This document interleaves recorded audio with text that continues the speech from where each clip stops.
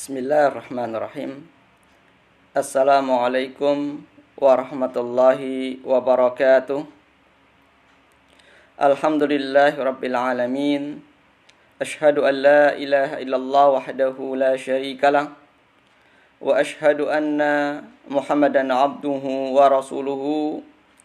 Wa sallallahu ala nabiyyina Muhammadin wa ala alihi wa ashabihi wa man tabi'ahum bi ihsanin ila yaumiddin. Amma ba'd. Alhamdulillah, kita melanjutkan talkshow pada sore hari ini membahas tentang 3-in-1 keimanan seorang muslim, yaitu akidah, manhaj, dan akhlak. Kita kembali kepada ilustrasi dari 3-in-1 ini. Ketika para ulama mengilustrasikan antara akidah dan manhaj, kemudian akidah dengan akhlak, maka dibuat sebuah gambaran seperti sebuah sungai, aliran sungai yang mengalir. Maka air yang mengalir itulah yang namanya akidah. Kemudian badan sungai yang mengalirkan air tadi ke tujuan-tujuan yang dimaksud, itulah manhaj. Ya. Dan buah hasil daripada air yang mengalir pada jalur yang benar, itulah akhlak yang mulia. Itu gambaran daripada akidah, manhaj maupun akhlak ketika dijadikan sebagai 3-in-1. 3 tapi 1. Tidak mungkin akidah benar kalau manhajnya keliru. Dan tidak mungkin akan terlahir akhlak yang mulia ketika akidahnya salah, ketika manhaj dalam berakidah pun keliru. Kita berikan beberapa contoh. Kemarin sempat kita jelaskan beberapanya, tapi terpotong oleh beberapa gangguan seputar sinyal internet kita. Kita contohkan misalnya, kita bahas masalah mengenal Allah, tauhid, mengesahkan Allah, mengimani sifat-sifat Allah. Nah, ketika kita bicara masalah sifat-sifat Allah, maka kita harus memahami, mengimani sifat-sifat Allah tersebut sesuai dengan manhajnya para salafus saleh, manhajnya Nabi dan para sahabatnya, ya, yang diikuti oleh para ulama-ulama ahlus sunnah dari semua madhab, ya, baik itu Hanafiyah, Malikiyah, Syafi'iyah, Hambaliyah ataupun yang lain. Ketika kita mengikuti manhajnya para ulama ahlus sunnah, para salafus saleh, maka kita akan benar dalam mengimani asma dan sifat, nama-nama dan sifat-sifat Allah. Yaitu apa? Mengimani nama-nama Allah dan sifat-sifat Allah sesuai dengan apa yang tersebut dalam Al-Quran dan hadis-hadis Nabi yang sahih, tanpa mempersamakan Allah dengan makhluk dan tanpa melakukan ta'wil dan tanpa menolak sifat-sifat Allah. Jadi memahami sifat-sifat Allah itu sesuai dengan bunyi ayatnya, bunyi hadisnya, dan makna yang difahami oleh orang yang bisa berbahasa Arab, tanpa menolaknya, tanpa memalingkan maknanya, dan tanpa kemudian mengingkarinya. Ya. Tapi ketika kita kemudian manhajnya keliru, seperti misalnya keimanan kepada nama-nama dan sifat-sifat Allah tersebut dibawa kepada manhajnya Jahmiyah, manhajnya Al-Jahm bin Safwan, manhajnya orang-orang yang Mu'attilah, yang mengingkari sifat-sifat Allah. Maka yang terjadi apa? Mereka mengatakan bahwasanya Allah tidak punya sifat.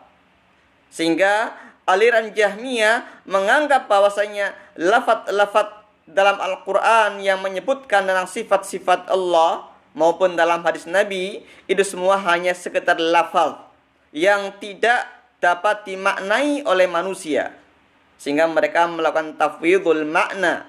Ya, kalau ahlu sunnah tafwidul kaifiyah. Jadi tafwid menyerahkan, ya, memasrahkan kepada Allah tentang kaifiyatnya, tentang hakikatnya. Ini adalah ahlu sunnah.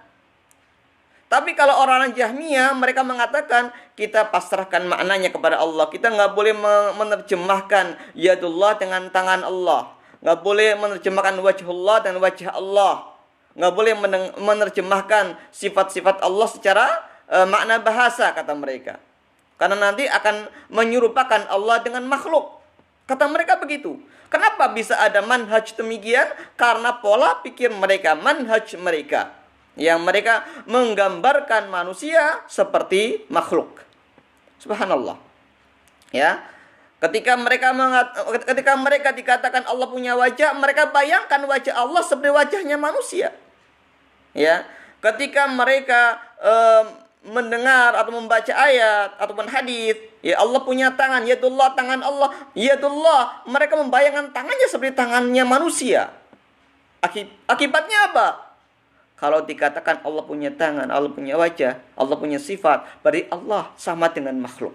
Maka mereka akhirnya menolak sifat-sifat Allah, lalu memaknai ayat-ayat dalam Al-Quran dan hadis-hadis Nabi yang sahih tentang sifat-sifat Allah, ya, sebagai kata-kata yang tidak boleh diterjemahkan, tidak boleh dimaknai. Tapi mereka melakukan tafwidul makna, menyerahkan maknanya kepada Allah dan mengatakan kita tidak boleh menerjemahkan, memaknai kata-kata tersebut, karena itu hanyalah Allah yang tahu, kata mereka.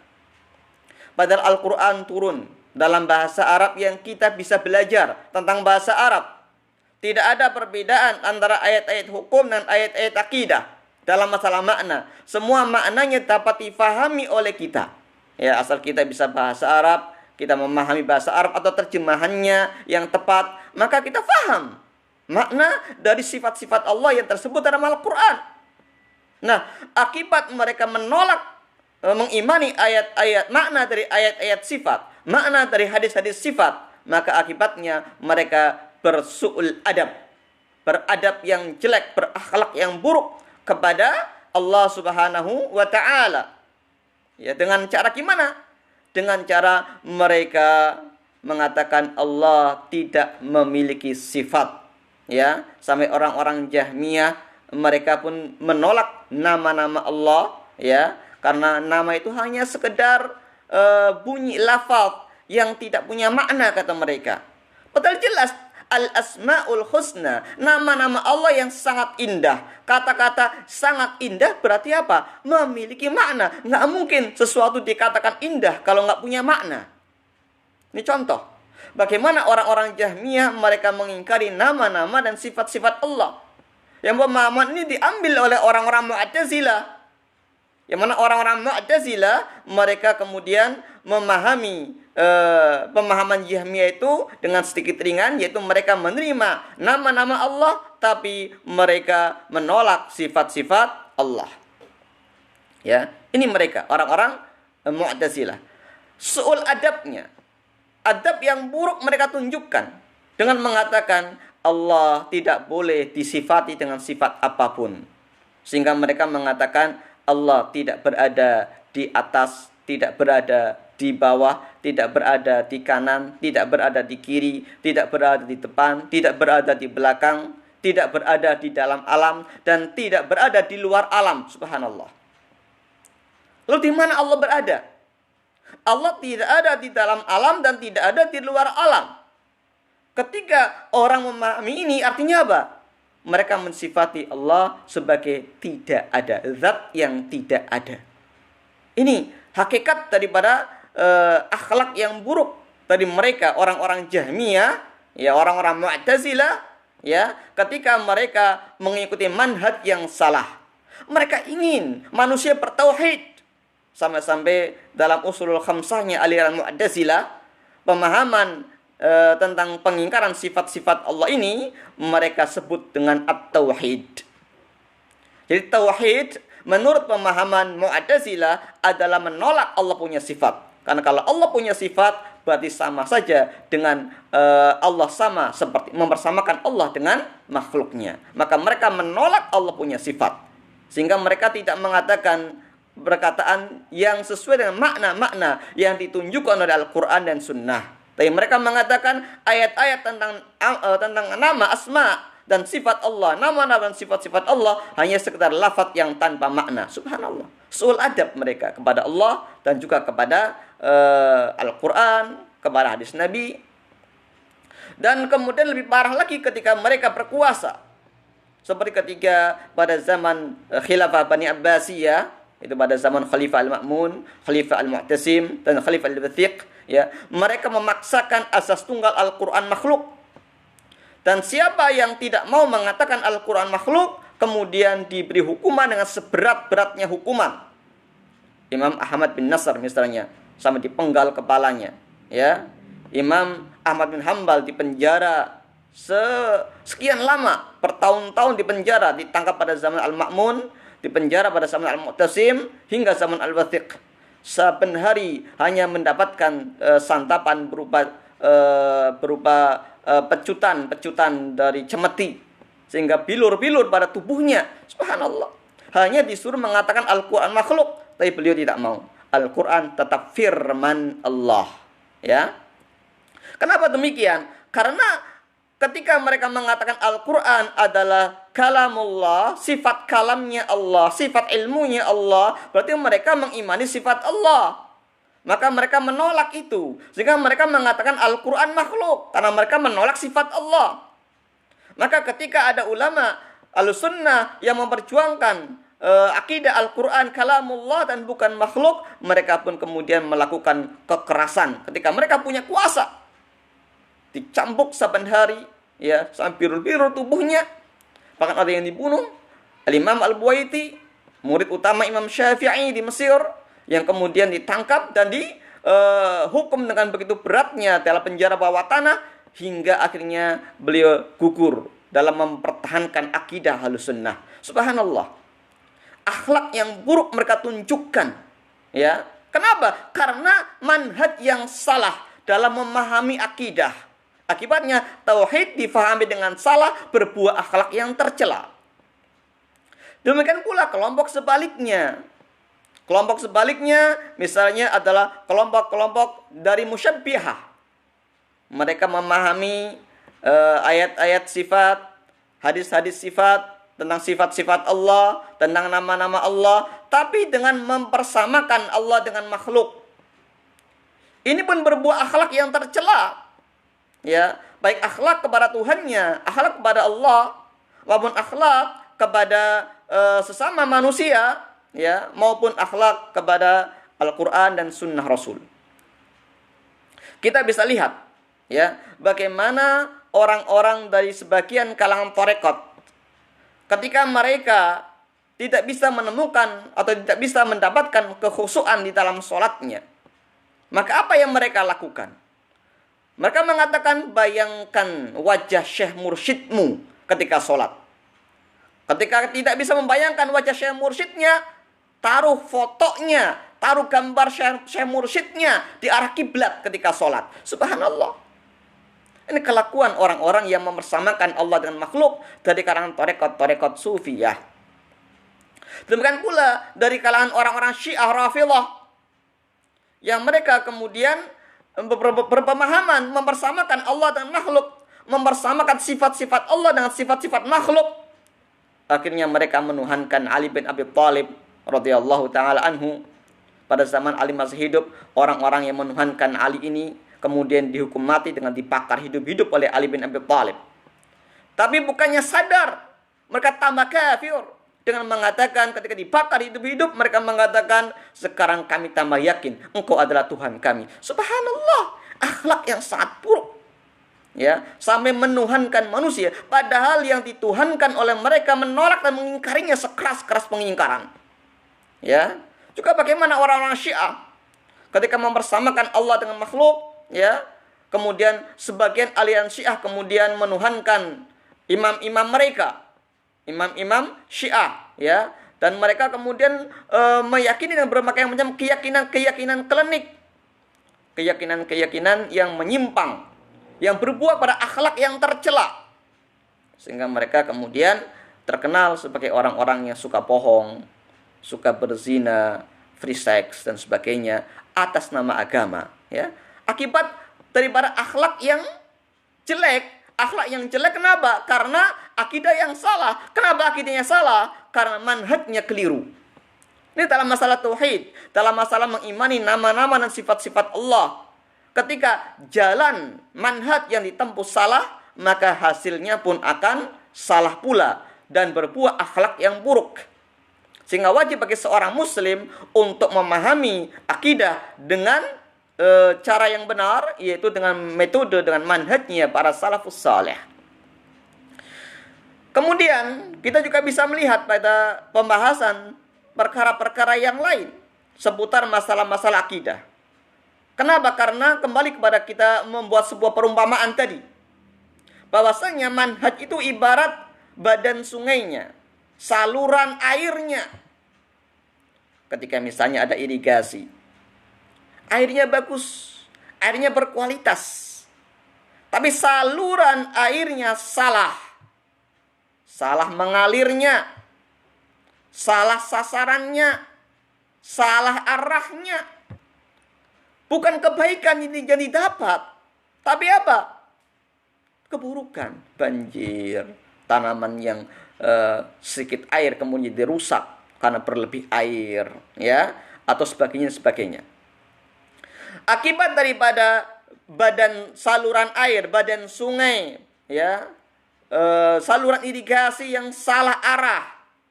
Akibatnya apa? Timbul kerusakan. Bukan buah yang diharapkan, yang dia peroleh, kerusakan-kerusakan yang dia dapat. Ini sebuah ilustrasi hubungan antara manhaj, akidah, dan akhlak.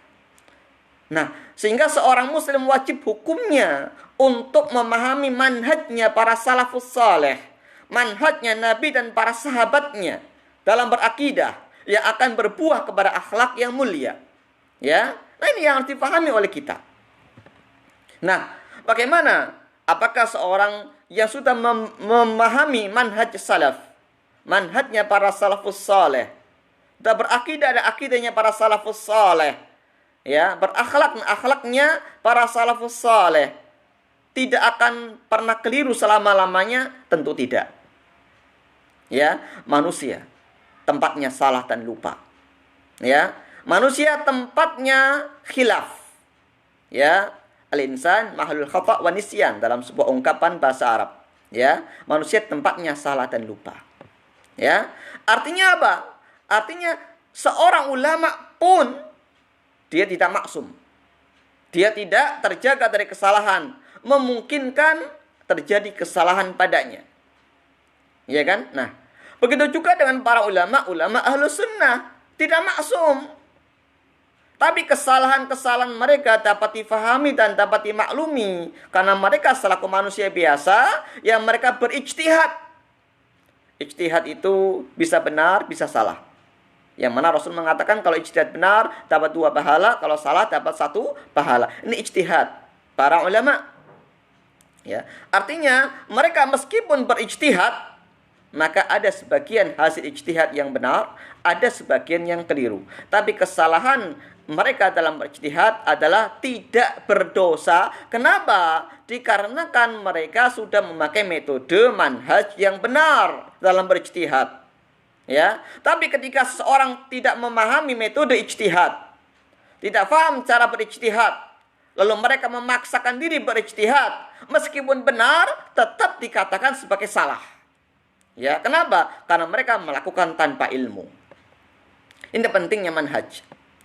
Maka pertanyaan yang kami sampaikan pada sore hari ini adalah bagaimana kita selaku orang yang bermanhaj ahlus sunnah, mengikuti pemahaman para salafus saleh, bagaimana kita mensikapi kesalahan-kesalahan para ulama ahlus sunnah. Ya, itu pertanyaannya. Silakan nanti kalau mau menjawab boleh dijawab, ya. Diketik saja, ya, pada komen, ya. Sambil kita bahas. 6. Kesalahan adalah manusiawi. Manusia tempatnya salah dan lupa. Para nabi dan rasul pun juga pernah melakukan kesalahan. Hanya saja mereka maksum. Setiap kesalahan yang mereka lakukan langsung mendapat teguran dari langit.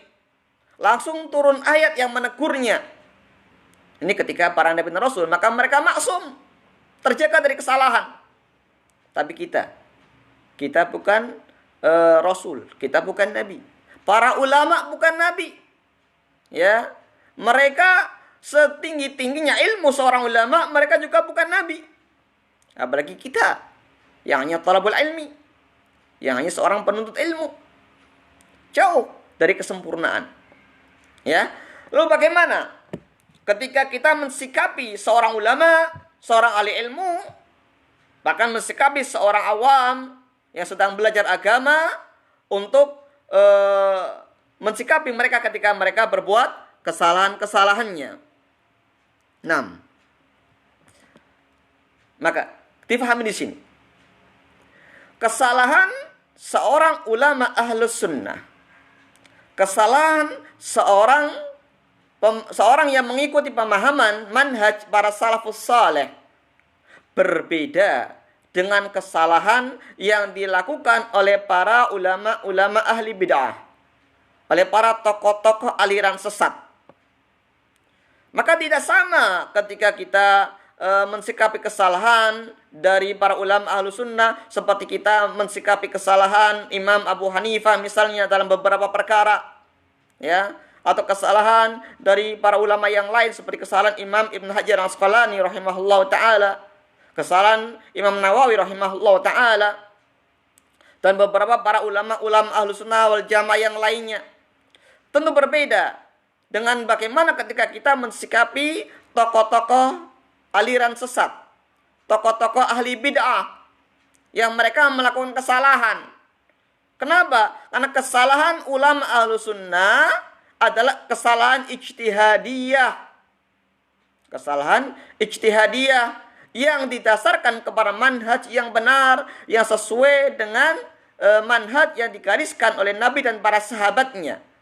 Ya, hanya saja dalam beberapa kasus mereka terkadang ada kesalahan padanya, hal yang dapat difahami karena mereka manusia biasa. Kita saja misalnya sebagai satu pembanding, kita saja yang mungkin sudah belajar sebuah teori, katakanlah rumus-rumus matematika, rumus-rumus fisika, rumus-rumus kimia, kita faham misalnya. Toh dalam soal ujian nilainya tidak 100. Mungkin nilainya hanya 90, 80. Kenapa? Ada yang salah hitung. Padahal cara ngitungnya sudah benar. Cuma mungkin kurang teliti atau bagaimana, ya. Atau kemudian ada beberapa hafalannya yang hilang, kemudian sehingga salah memasukkan rumus, kan begitu. Sehingga hasilnya bisa berbeda. Dari sekian orang yang tes, sekian orang yang ujian, dengan soal yang sama, dan materi yang sama, bisa berbeda hasilnya. Itu gambarannya. Berbeda dengan orang yang tidak paham cara menghitungnya. Orang tidak paham rumus kimia, rumus fisika, rumus matematika, ya. Misalnya begitu, ya. Tapi dia katakan dia itu bukan faknya di bidang IPA. Dia kemudian mengerjakan soal-soal IPA, soal-soal matematika, soal-soal fisika, soal-soal kimia misalnya. Ternyata jawabannya ada yang benar, ada yang salah. Tetap kita katakan salah. Loh kenapa? Karena cara menghitungnya salah. Meskipun ketemunya sama misalnya, tapi caranya salah. Maka cara yang salah ini menjadikan apa? Hasilnya pun ikut salah. Meskipun terkesan benar. Terkesan benar karena kebetulan saja benarnya. Begitu pula ketika kita mensikapi adanya kesalahan-kesalahan para ulama Ahlussunnah. Ya. Maka dalam mensikapi kesalahan-kesalahan Ahlussunnah tentunya berbeda dengan sikap kita ketika mensikapi kesalahan-kesalahan para ulama ahli bid'ah. Ya. Karena apa? Karena ahli bid'ah, orang-orang yang mengikuti pemahaman sesat, apakah mereka tadi kalangan Khawarij, Mu'tazilah, atau dari kalangan Sufiyah, atau dari kalangan Murji'ah, ataupun yang lain-lainnya, ya. Manhaj mereka sudah menyimpang. Jalan mereka, metode yang mereka gunakan sudah menyimpang dari jalannya Nabi dan para sahabatnya. Dari jalannya para salafus saleh. Meskipun mungkin hasilnya mirip-mirip atau hampir sama. Maka kenapa dalam pemahaman manhaj Ahlus Sunnah ditegaskan tidak boleh mengambil kebaikan dari ahli bid'ah, ya, karena kebaikan-kebaikan mereka dalam masalah agama tentunya, kebaikan-kebaikan mereka, ilmu mereka sudah terkontaminasi oleh kesalahan dan kesesatan mereka dalam bermanhaj. Ya. Kalau kita katakan ahli bid'ah juga ada benarnya, iya.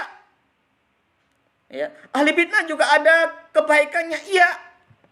Kita nggak mengingkari itu. Tapi kita tidak mengambilnya. Kenapa? Cara mendapatkan kebaikan yang kebetulan, kebenaran yang kebetulan adalah cara yang salah. Maka kalau kita mengambil pemahaman itu dari mereka, berakibat kesalahan pada kita dalam bermanhaj, dalam berakidah. Maka sekalipun itu kebenaran, ketika itu berasal bersumber dari ahli bid'ah, kita tidaklah perlu untuk kemudian mengambil dari mereka. Loh, kenapa? Karena katanya kita boleh mengambil kebaikan dari mana saja.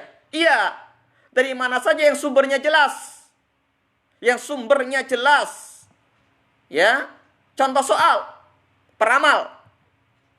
Walaupun seorang peramal arraf, dia bisa meramal dengan baik, dengan benar, ya, tapi kita tetap mengingkari ramalan itu.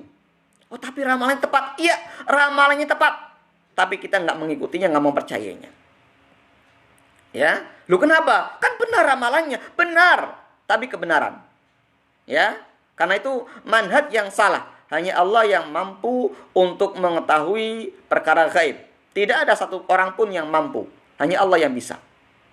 Maka ketika ada seorang yang mengatakan bisa meramal, walaupun peramal-peramal bersorban, peramal-peramal berjubah, ya, yang meramalkan kiamat tahun 1500 Hijriah katanya begitu ya, atau kemarin pertengahan Ramadan akan terjadi Tuhan, ternyata mereka meralat begitu ya. Itu. Kenapa demikian? Andai pun benar, kita nggak mempercayainya. Kenapa? Karena manhajnya jelas salah, caranya mendapatkan informasi jelas salah. Mungkin melalui ilmu cocokologi, ya, atau melalui bantuan setan-setan seperti para peramal-peramal pada umumnya, ya, pakai bantuan setan sehingga bisa meramal dengan tepat, ya, seperti kisah seorang peramal yang katanya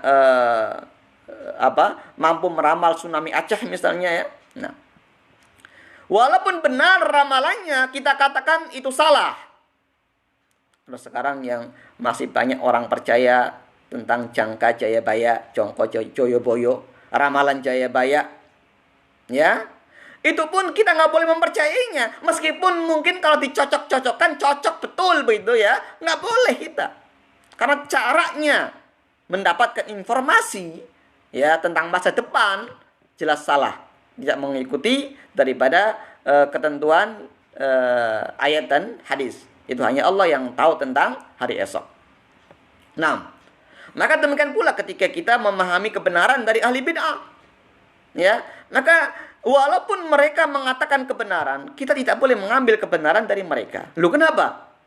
Karena kita sudah punya sumber yang jelas, itu Al-Quran dan sunnah Nabi, sunnah Rasul, dengan pemahaman para ulama Ahlus Sunnah. Jelas. Ya, kalau kita katakan ada kebaikan, ya, teroris pun ada kebaikannya, Syiah pun ada kebaikannya. Kita nggak boleh belajar sama Syiah, nggak boleh belajar sama teroris, sama Khawarij, nggak boleh belajar kepada orang-orang yang dari aliansi, nggak boleh. Kenapa? Karena agama, kebenaran mereka yang mereka sampaikan itu adalah dibungkus, ada bungkus saja, bungkus dari kesesatan yang mereka tawarkan kepada kita, yang mereka akan masukkan ke dalam otak kita. Hati-hati. Maka ketika kita dikritik, kenapa kalian tidak adil? Ketika ada ulama ahlu sunnah salah, kalian tidak langsung memvonis mereka sebagai ahli bid'ah. Tapi ketika ahli bid'ah keliru sedikit saja, kalian bantah habis-habisan. Jelas berbeda. Ahlu sunnah salah karena kesalahan ijtihadi. Ya, para ulama ahlu sunnah salah karena kesalahan ijtihadi. Ya, ijtihadnya yang keliru. Di mana kesalahan orang yang berijtihad mendapatkan 1 pahala. Ketika benar dapat 2 pahala. Beda dengan ahli bid'ah. Ketika mereka berbuat salah karena metodenya salah, manhajnya keliru, maka salah. Nah, ketika mereka berdalih dengan, lah bagaimana Abu Hurairah mengambil hadis tentang keutamaan ayat kursi dari setan. Subhanallah. Ada yang berhujah demikian. Pemahaman itu perlu diluruskan, fahami hadisnya secara lengkap. Abu Hurairah mengatakan bahwasanya dia menganggap mengajari saya. Artinya Abu Hurairah belum mempercayai. Sampai Rasulullah SAW menerangkan, ya, bahwasanya ucapan itu benar meskipun dia seorang kadzub, seorang pendusta besar. Kenapa perlu dikatakan pendusta besar? Kenapa Rasul tidak cukup mengatakan dia iblis begitu? Tapi Rasul mengatakan wa kadzub, dia pendusta besar. Tahukah kamu siapa dia? Dia iblis. Begitu kan? Kenapa enggak dicukupkan dengan dia iblis begitu? Tapi harus dikatakan dengan kata-kata fa kadzub. Ya, tapi dia itu pembohong besar. Kenapa? Jangan mengambil kebaikan dari dia. Ya, kebetulan dia benar. Padahal dia pembohong besar. Karena pembohong kadang-kadang benar. Tapi tidak boleh kita mengambil dari pembohong. Maka hadis Nabi, ketika ada satu saja rawi yang kadzib, satu saja rawi yang pendusta, ditolak seluruh hadisnya. Kan begitu? Iya. Nah, maka Abu Hurairah menerima ilmu tentang keutamaan ayat kursi adalah dari Rasulullah SAW. Abu Hurairah nggak tahu kalau dia iblis. Dia hanya menyampaikan ucapan. Ini biasanya para sahabat Nabi. Ketika ada orang yang menyampaikan kebaikan, ilmu, ditanyakan kepada Rasulullah, benar tidak? Benar nggak sih ucapan dia ya Rasul? Begitu kan? Ketika Rasul sudah meninggal, maka ketika ada sahabat Nabi yang menerima hadis yang mereka belum pernah mendengar, mereka minta kesaksian. Benar nggak ini hadis Nabi? Benar nggak ini sabda Rasulullah? Begitu kan? Memastikan. Begitu. Ya. Sehingga ketika ada orang yang berdalih dengan ucapan iblis untuk menerima kebaikan dari ahli bid'ah, dari orang-orang sesat, ini adalah pemahaman yang sangat-sangat keliru. Ya, tidak ada ulama ahlussunnah yang berpendapat demikian. Nah, halnya dengan ahli sunnah, dengan ahlus sunnah. Ahlus sunnah mereka hanya mengambil kebaikan dari Al-Quran dan sunnah dengan pemahaman para salafus saleh. Dasarnya apa? Ya. Was-sabiquna al-awwaluna minal muhajirin wal ansar walladzina tabauhum bi ihsanin radhiyallahu anhum wa radu anhu. Dan orang-orang yang pertama-tama dan mula-mula masuk Islam dari kalangan sahabat muhajirin dan ansar, dan orang-orang yang mengikuti mereka dengan baik. Perhatikan, ya. Dan orang-orang yang apa? Mengikuti mereka bi ihsan, dengan baik. Allah ridho kepada mereka, mereka ridho kepada Allah. Artinya apa? Ketika kita ingin agama kita diridhoi oleh Allah, ikuti agamanya para sahabat muhajirin dan ansar. Cukup itu. Nggak butuh kita ngambil dari ahli bid'ah. Nggak butuh kita ngambil dari pemahaman-pemahaman aliran sesat. Ya. Tapi kita cukupkan mengambil dari para ulama ahlus sunnah yang sumbernya jelas. Itu Al-Quran dan sunnah dengan pemahaman para salafus salih. Ya. Nah, maka kalau ada kesalahan wajar. Lah bagaimana kita mensikapinya? Ini yang harus difahami oleh kita. Ya. Kita boleh saja membantah kekeliruan salah seorang ikhwah kita, ataupun seorang ulama ahlussunnah membantah ulama ahlussunnah yang lain. Tapi dilakukan dengan apa? Dengan cara yang baik. Memuliakan mereka, tetap memuliakan mereka. Sebagaimana Imam Abu Yusuf sempat menasehati, berdialog, ya, menasehati, meluruskan pemahaman gurunya, pemahaman sahabatnya dan gurunya, itu Imam Abu Hanifah. Ketika itu Imam Abu Hanifah mengatakan lafzi bil Quran makhluk. Al-Quran memang firman Allah, tapi lafadzku ketika membaca Al-Quran adalah makhluk. Ini adalah pemahaman Jahmiyah. Kenapa? Karena untuk menyamarkan pemahaman Al-Quran makhluk. Ya, maka mereka membuat bahasa yang dikemas penuh syubhat dengan mengatakan lafzi bil Quran makhluk. Ya, lafadzku ketika membaca Al-Quran makhluk. Ini memang betul, ya, suara kita makhluk. Suara kita makhluk, tapi Al-Quran yang kita baca firman Allah, bukan makhluk. Lafaz Al-Quran yang kita baca adalah firman Allah, bukan makhluk. Ya, nah, jadi jangan kemudian terkena subhat semacam itu. Lah Imam Abu Hanifah ketika itu masih memahami Al-Quran, lafadzku membaca Al-Quran adalah makhluk. Sehingga didebat oleh muridnya dengan cara yang baik, oleh Imam Abu Yusuf, 7 tahun lamanya. Imam Abu Yusuf meluruskan pemahaman Imam Abu Hanifah sampai akhirnya Imam Abu Hanifah rujuk pada pemahaman Ahlus Sunnah, mengatakan Al-Quran kalamullah wa man qala Al-Quran makhluk fahuwa kafir. Al-Quran adalah firman Allah, dan siapa yang mengatakan Al-Quran makhluk maka dia kafir. Subhanallah. Ini diantaranya. Jadi kesalahan para ulama Ahlussunnah harus difahami sebagai ijtihad yang keliru. Karena mereka memiliki manhaj yang benar. Manhaj yang benar. Walaupun nanti kemudian dalam aplikasinya terkadang tersamarkan oleh beberapa subhat.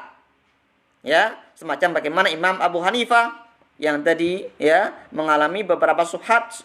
Ketika diluruskan oleh muridnya Imam Abu Yusuf, akhirnya subhat tadi hilang dari kepalanya dan dia merujuk pada pemahaman Ahlus Sunnah wal Jamaah. Juga bagaimana kesalahan-kesalahan para ulama-ulama yang lain, seperti Imam Ibn Hajar Asqalani rahimahullah ta'ala, di mana kesalahannya adalah bagaimana tidak konsistennya dalam metode memahami sifat-sifat Allah, ya, sehingga menuai kritikan. Terkadang beliau memahami dengan metode manhaj para salafus saleh, terkadang dengan metode takwil, terkadang dengan metode tafwid, sehingga menuai kritikan-kritikan dari beberapa para ulama Ahlussunnah, ya. Sampai kemudian Syekh bin Baz rahimahullah taala memberikan catatan-catatan di awal kitab Fathul Bari untuk menjelaskan di mana letak kekeliruan beliau agar tidak diambil kesalahannya. Nah, wajar kalau seorang ulama keliru. Kesalahannya sangat sedikit dibandingkan dengan jasa-jasa beliau. Ya, begitu juga dengan Imam Nawawi rahimahullah taala. Dalam beberapa keterangannya banyak sekali terpengaruh oleh guru-gurunya. Di antaranya adalah dalam masalah takwil. Ya, ada beberapa pembahasan yang kemudian beliau memakai metode takwil. Ya, ini tentunya bukan metode asli dari beliau, tapi karena pengaruh dari beberapa gurunya yang kebetulan berpemahaman ahli kalam. Ya, akhirnya dalam beberapa kasus beliau keliru. Maka kita harus memahami kekeliruan beliau sebagai seorang manusia yang terkadang salah, terkadang lupa, ya. Maka tidak boleh kita kemudian mengambil sikap sebagaimana sikapnya para Haddadiyun, pengikut Mahmud al-Haddad. Yang mana para Haddadiyun, pengikut pemahaman Haddadiyah, mereka kemudian apa? Mereka kemudian mengumpulkan kitab-kitabnya Imam Abu Hanifah, kitabnya Imam Nawawi, kitabnya Imam Ibn Hajar, dan sebagainya. Mereka kumpulkan yang dianggap pernah melakukan kesalahan dalam akidah, mereka kumpulkan dan dibakar oleh mereka. Ya, dan mengharamkan membaca kitab-kitab itu. Ini pemahaman Haddadiyah mengikuti pemahamannya Mahmud al-Haddad. Mereka meskipun dia menisbatkan dirinya kepada pemahaman salaf, ini bukan pemahaman salaf yang sebenarnya. Ini pemahaman yang menyimpang dari pemahaman salafus saleh. Bukan begitu caranya. Bukan begitu ketika mensikapi kesalahan para ulama Ahlussunnah. Ya. Ada pula kebalikannya. Orang-orang yang kemudian membela kesalahan para ulama, ya, seperti membela kesalahan Imam Abu Hanifah dan mazhab Hanafiyah yang menerjemahkan iman cukup dengan keyakinan dan ucapan saja, amal tidak termasuk iman, ya, sehingga mereka mengatakan kalau begitu Murji'ah juga Ahlus Sunnah. Subhanallah. Ya, ini ada pemahaman yang disebut dengan sururiyah karena dibawa oleh Muhammad bin Surur Zainal Abidin. Muhammad bin Surur Nayyib Zainal Abidin, ya, tokoh Ikhwanul Muslimin, ya, dari Syria yang kemudian hijrah ke Saudi, kemudian meracuni beberapa para dai-dai di Saudi, dan kemudian dia setelah bikin kacau di Saudi, kemudian melarikan diri ke Birmingham. Subhanallah. Ya, ini juga salah. Yang kemudian mereka membela kesalahan-kesalahan para ulama Ahlus Sunnah dengan tujuan apa? Membela ahli bid'ah. Ini juga keliru. Tidak boleh semacam ini. Berlebihan dalam mensikapi kesalahan para ulama Ahlus Sunnah seperti pemahaman Hadadiyah juga salah, ya. Terlalu lembek sampai membenarkan kesalahan, membenarkan kesalahan para ulama Ahlus Sunnah untuk membela ahli bid'ah seperti pemahaman Sururiyah juga salah. Maka sikap seorang ulama, sikap seorang Ahlus Sunnah yang benar adalah sikap yang tengah-tengah. Kita tidak boleh, ya, berlebihan seperti Hadadiyah, tapi tidak boleh pula terlalu lembek seperti Sururiyah, ya. Karena walaupun Hadadiyah dan Sururiyah berbeda manhajnya, tapi sama-sama kelakuannya. Kalau Hadadiyah jelas mereka nggak sopannya terhadap para ulama yang berjasa besar pada umat ini, dengan menghinanya, dengan memakinya, membakar kitab-kitabnya. Sururiyah pun sama. Di Saudi Arabia misalnya ketika muncul fitnah Sururiyah, bagaimana mereka kemudian menganiaya para ulama, ya, yang tidak sesuai dengan metode mereka, tidak sesuai dengan manhaj mereka. Saya Ubailan misalnya sampai dipukuli oleh mereka setelah ceramah. Subhanallah. Bahkan mereka dengan sangat-sangat tidak sopan menuduh para ulama-ulama Saudi misalnya sebagai abid.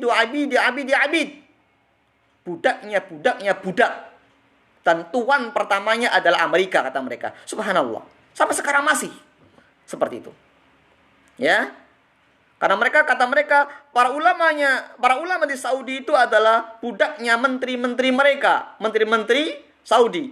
Menteri-menteri itu budaknya rajanya budaknya Amerika. Subhanallah. Akhlak yang tercela. Hadadiyah juga tercela, Sururiyah juga tercela. Ya, kenapa? Manhaj yang salah, berbuah akidah yang salah, apa dampaknya? Hasilnya adalah akhlak yang juga tercela. Maka kita nggak boleh mengikuti pemahaman-pemahaman yang sesat semacam ini. Maka kita dalam mensikapi ikhwan yang keliru, padahal dia orang yang sudah ngaji sunnah, memahami pemahaman salafus saleh, tapi keliru dalam beberapa perkara, ya, atau ulama-ulama yang juga terkadang keliru dalam beberapa perkara, kita mensikapi dengan metode yang jelas dari para ulama Ahlus Sunnah, yaitu apa?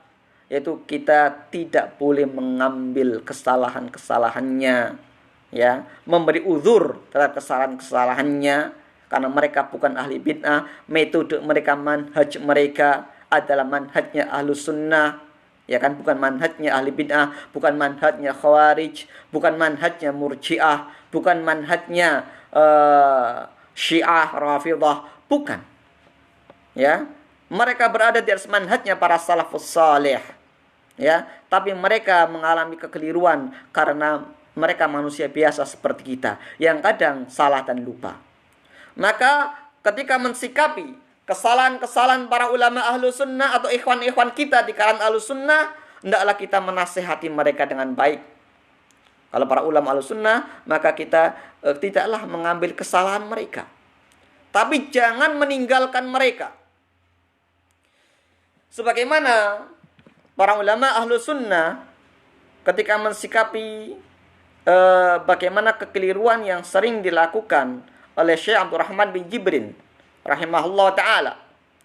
Syekh Abdurrahman bin Jibrin adalah salah seorang ulama Ahlus Sunnah dari Saudi Arabia yang saat itu sempat menjadi anggota Hay'ah Kibar Ulama, perhimpunan ulama-ulama besar ya yang berpusat di Saudi. Ya. Anggotanya selalu 7. Beliau salah satu di antaranya.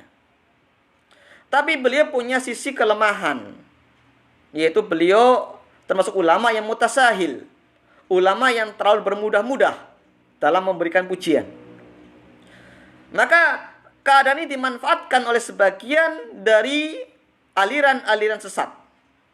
Semacam bagaimana Jamaah Tabligh datang minta rekomendasi ya dari Syekh Abdurrahman bin Jibrin. Dan Syekh Abdurrahman bin Jibrin pun kemudian memberi rekomendasi dan memuji, membela Jamaah Tabligh. Ya. Lu kenapa demikian? Karena memang percaya dengan ucapan mereka. Syekh bin Baz rahimahullah pun pernah, ya. Tapi ketika para ulama-ulama India kemudian menyurati Syekh bin Baz tentang kesalahan Jamaah Tabligh di India, akhirnya Syekh bin Baz kemudian merubah fatwanya. Nah ini, Syekh Abdurrahman bin Jibrin diantaranya yang kemudian dimanfaatkan oleh orang-orang dari kalangan Jamaah Tabligh atau dari kalangan beberapa haroki yang ada di Saudi.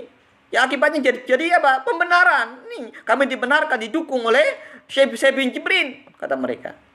Maka akhirnya Syekh bin Jibrin pun kemudian dikeluarkan dari Hay'ah Kibar Ulama, ya diganti oleh ulama yang lain, tapi tidak dicela oleh para ulama-ulama Ahlus Sunnah. Tetap dimuliakan. Tapi tidak diambil pendapatnya yang salah. Itu diantaranya. Adab dari para ulama-ulama besar. Ya. Para ulama-ulama yang tergabung dari Hay'ah Kibar Ulama tidaklah mencela Syekh bin Jibrin. Ya, meskipun jelas kesalahannya ya, tapi bukan kesalahan akibat manhajnya yang keliru, bukan. Tapi akibat apa? Akibat kasusnya saja. Bagaimana orang-orang Haroki ataupun Jamaah Tabligh berhasil menipu beliau, memberikan pengakuan-pengakuan, bukti-bukti ataupun ucapan-ucapan yang bohong kepada beliau sehingga beliau percaya, maka beliau pun merekomendasikan dan memuji Jamaah Tabligh. Wajar. Ya, karena itu adalah suatu tipu daya dari orang-orang ahli bidah yang biasa dilakukan untuk mendapatkan dukungan dari ulama Ahlus Sunnah. Itu diantaranya. Tapi para ulama-ulama besar Ahlus Sunnah yang lainnya tidak ada satupun yang mencela beliau dan mengeluarkan beliau dari Ahlus Sunnah, tidak ada. Ya, jadi sikap kita bagaimana? Sikap kita adalah kita wajib untuk memuliakan mereka, ya, meninggalkan kesalahan-kesalahan mereka, tetap mengambil ilmu dari mereka karena mereka tetap ulama Ahlus Sunnah, tidak keluar dari Ahlus Sunnah. Berbeda dengan ulama ahli bid'ah yang memang mereka berjalan di atas manhaj yang keliru. Nah, ya betul, berada di atas pertengahan. Tidak seperti Hadadiyah yang keras mengingkari dan mencela, tidak pula seperti Sururiyah yang kemudian lembek bahkan membela kesalahan tersebut, kemudian dimanfaatkan oleh orang-orang ahli bid'ah. Nah, jadi bagaimana keterkaitan yang sangat erat antara manhaj, akidah, dan akhlak, sehingga seorang pengikut sunnah, pengikut jalannya para salafus saleh, wajib hukumnya untuk mengikuti manhaj yang benar yang dilalui, ditapaki oleh Nabi dan para sahabatnya. Ya, sebagaimana ayat yang kemarin kita baca. Ya, kalau kita ingin benar, maka jangan selisihi jalannya Nabi dan para sahabatnya. Tetap istiqomah di atas jalan Allah yang lurus. Ini sekedar pengenalan saja seputar bagaimana kita seorang muslim wajib untuk menggabungkan tiga konsep ini, 3-in-1 ini. Manhaj, akidah, dan akhlak. Menjadi satu kesatuan 3-in-1 sebagai keimanan seorang muslim. Sehingga akan berbuah akhlakul karimah, berbuah seorang mukmin yang muttaqin, yang berakhlakul karimah. Tidak suka kemudian bersikap ekstrim, berlebihan, dan tidak pula larut dalam sikap yang lembek. Tapi bersikap lurus tengah-tengah sesuai dengan manhaj Ahlus Sunnah, yaitu manhaj pertengahan. Ya, di antara semua ahli bid'ah yang ada, maka Ahlus Sunnah adalah manhaj pertengahan. Tidak ekstrim kanan, tidak ekstrim kiri. Tidak berlebih-lebihan dan tidak pula-pula meremehkan. Ini yang dapat kami sampaikan untuk sore hari ini. Semoga talkshow yang kami sampaikan ini bisa memberikan manfaat untuk menambah iman dan takwa kita kepada Allah Subhanahu wa taala. Tak lupa kami mengucapkan selamat hari raya Idul Fitri, ya. Semoga Allah menerima amalan kita dan amalan kita semua, ya. Taqabbalallahu minna wa minkum. Dan semoga kita bisa mendapatkan keberkahan Ramadan, bisa masuk dalam kategori orang-orang yang muttaqin, ya. Semoga bisa bermanfaat bagi kita semuanya. Wassallallahu ala nabiyyina Muhammadin wa akhiru da'wana alhamdulillahi rabbil alamin. Wassalamualaikum warahmatullahi wabarakatuh.